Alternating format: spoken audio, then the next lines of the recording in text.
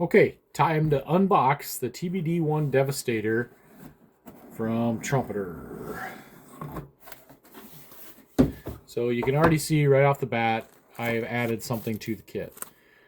Based on the reviews that I read, and some missing cockpit detail, I went ahead and purchased the PE cockpit kit from Eduard to add to this. And I have pulled up a couple photographs of Devastators. These are our clear parts here. And I think I know the issue with the canopy frame. If I can get this out. Try not to knock anything off of here.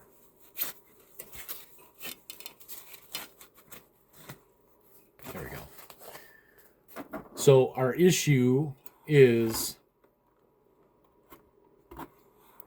right here. This bar and this bar do not exist. And I found a National Archive photo, public domain, so I'm going to throw that up here so you can take a look.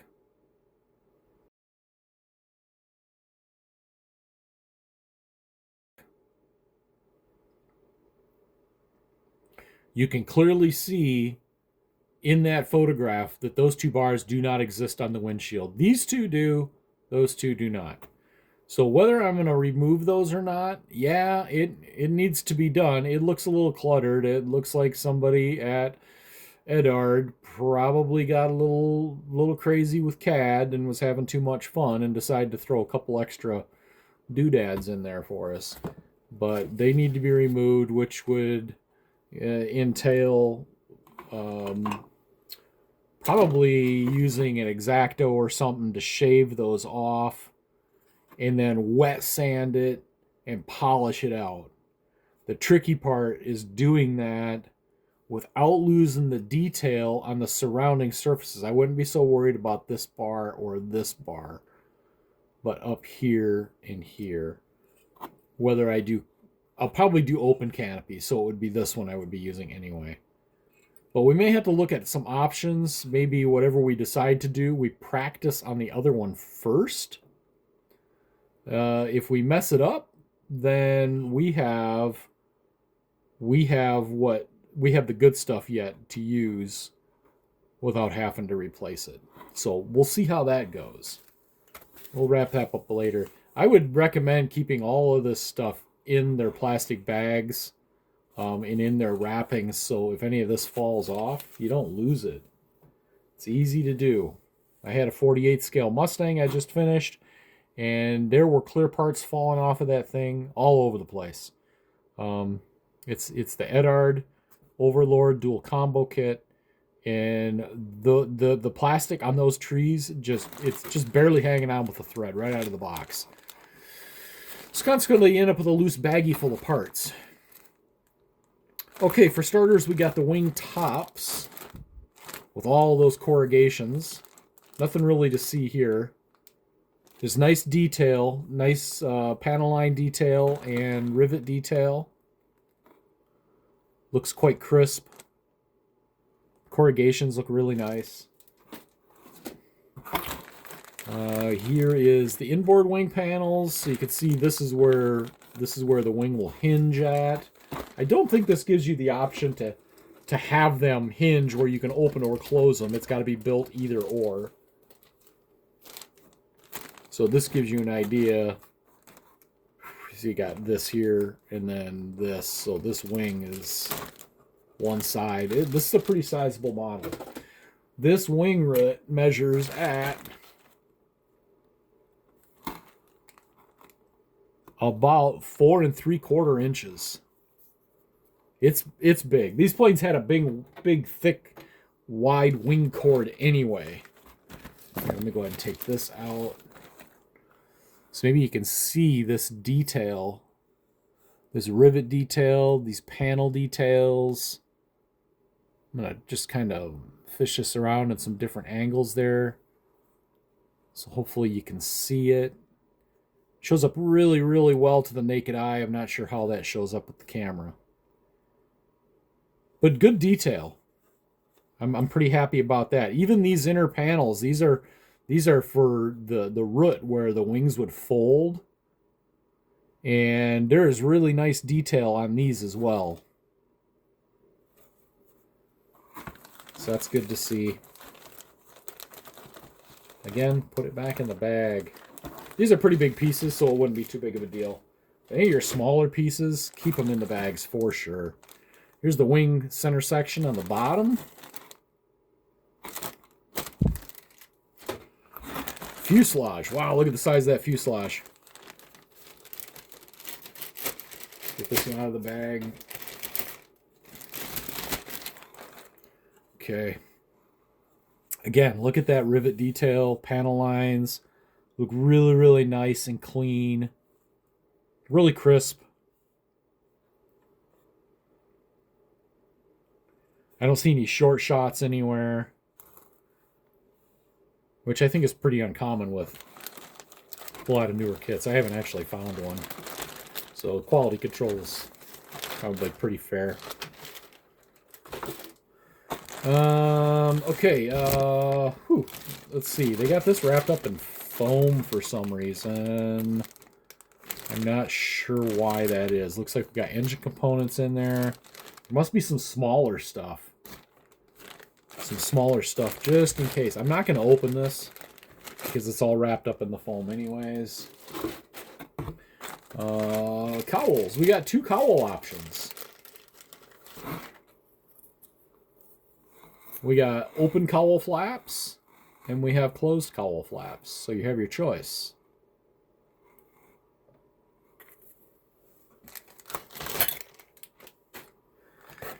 Okay, and the next one. Again, I'm not going to open this one because it's all wrapped up. Guessing that's because, yeah, looking through the light, it looks like there's a lot of smaller parts in there. So it just protects them, helps keep them on the trees. I like that. It's a little attention to detail that, you know, the care in the packaging, to me, says something about the company. And this is packaged really nicely. And we got this guy. Wow, look at that propeller. Whew, that's a big one. Cockpit. Look at the size of that cockpit floor. You know, and I say that anybody who builds 32nd scale is going to look at that and probably not be amazed by that. But being that I normally build 48 scale, this floor would be about half the size of this, about this long probably. It's a significant size difference. But again, the detail looks good. If you're not doing the 3D cockpit, the control details on the panels look pretty nice. Switches and buttons and that kind of thing. They look pretty nice and clean. We got a radio gear here. I believe probably all that's going to get replaced with the PE kit. I have not looked at that PE kit really closely.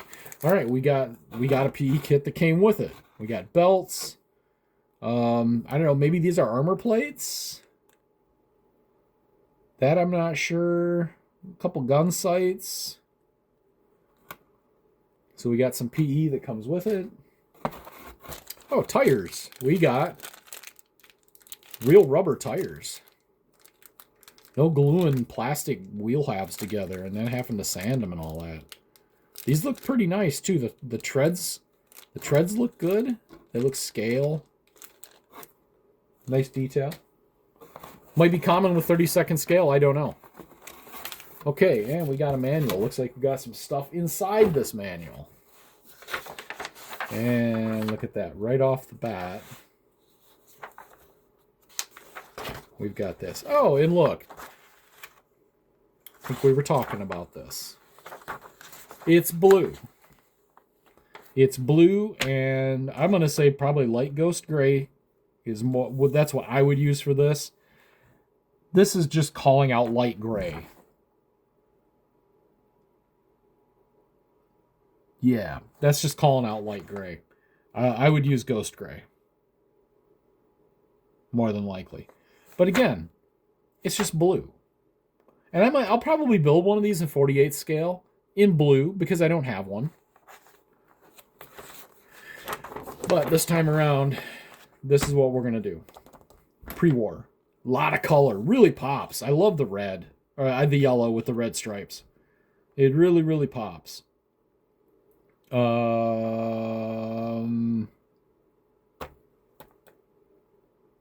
those red stripes there. So here's our decals.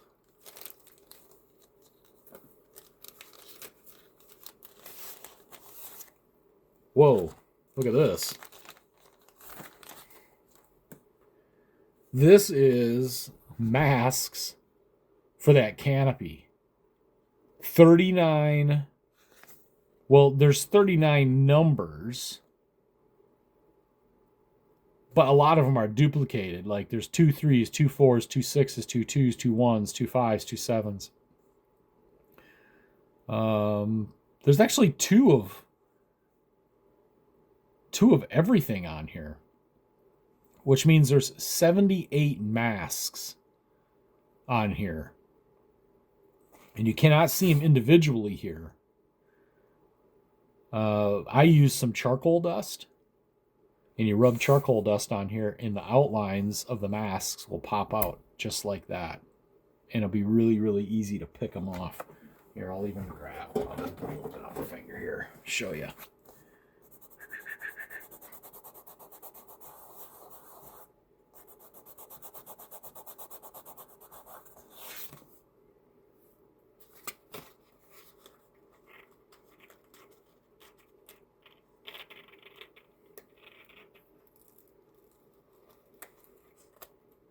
Oh, look at that. Boy, so this is a different kind of mask.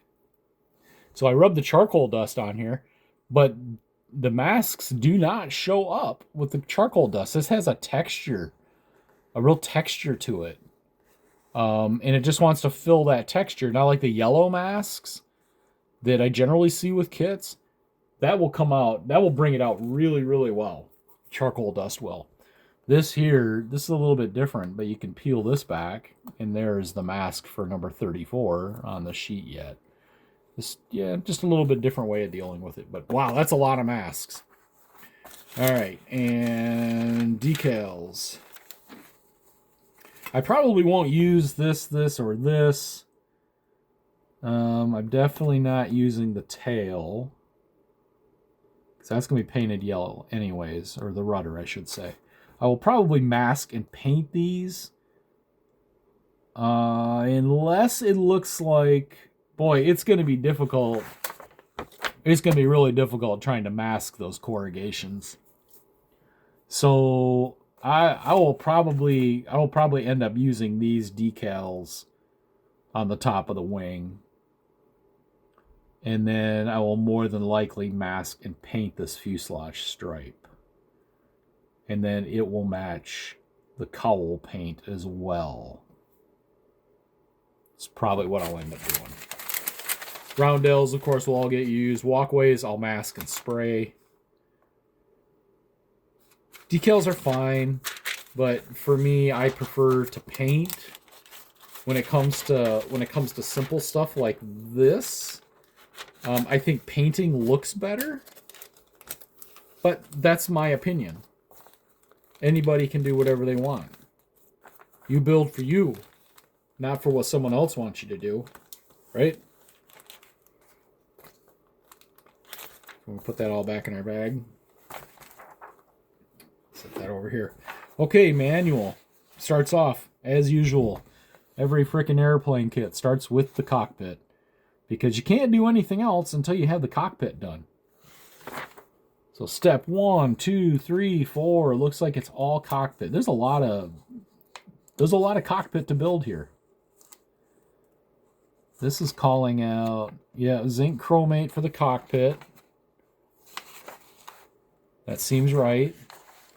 Fuselage halves. Pretty straightforward. So you can see this dash here. They're using these decals. That'll all be replaced with the PE kit.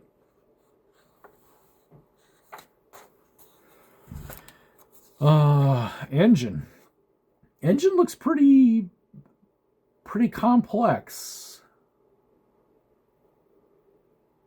It's like a double row wasp. Landing gear appears to be optioned for the down position only.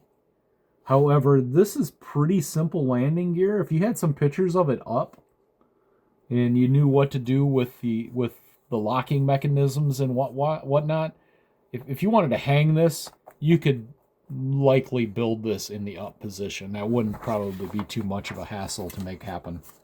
Wow, here's a picture of the masking for that canopy. Holy cats. On my 48 scale tbd-1A, the float plane, I had to mask that all myself.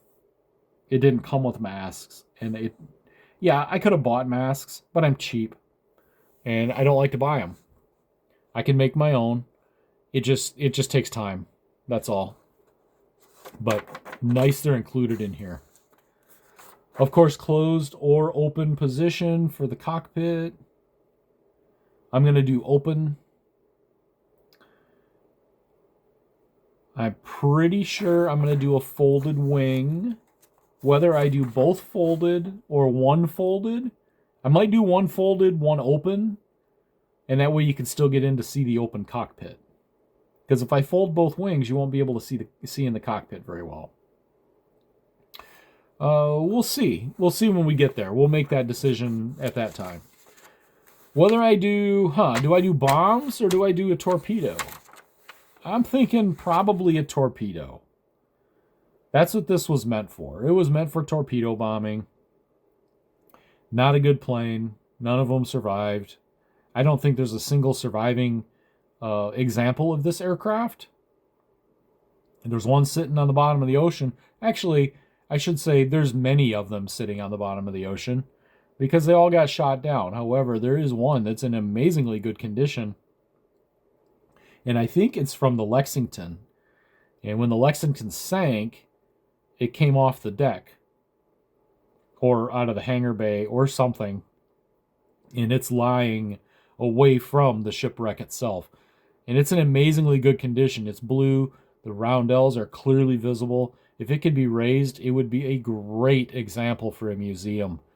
And that one, you wouldn't necessarily consider a war grave because it was just an aircraft that fell off the ship. So, I wouldn't mess with the ship, but the airplane itself, I think that could be raised. But it's very, very deep, and it would cost a lot of money, and that would likely never happen. But it's a cool thing to look at. Yeah, it gives you the option for open or folded, not both. When I was growing up, there was I think it was a monogram kit of one of these, 48 scale, and I think the wings were hinged on that. So you could fold them and unfold them at your whim, whatever you like to look at that time. But that's been so long since I've seen one of those. I'm not positive on that. So anyways, tomorrow, if things look good and we're not doing too much damage control around here with the storm, we'll be working on this. So stay tuned for that, and we'll be back soon.